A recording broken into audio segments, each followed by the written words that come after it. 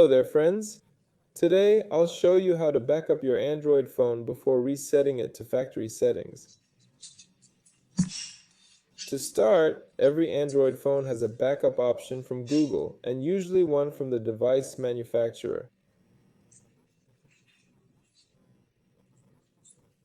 I have a Xiaomi phone in front of me. Let's go into Settings, search for Backup, or just type Backup in English.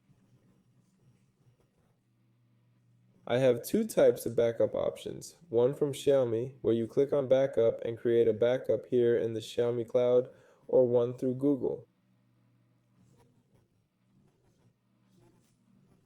Here's the Google backup. Click it. Log in with your Google account. Enable it. Link your Google account. Click Confirm, and it backs up everything you have. Then, on a new device or after a reset, just go into the same menu and restore everything you need. Subscribe to me. The backup is happening right now. That's all for now. Goodbye, everyone.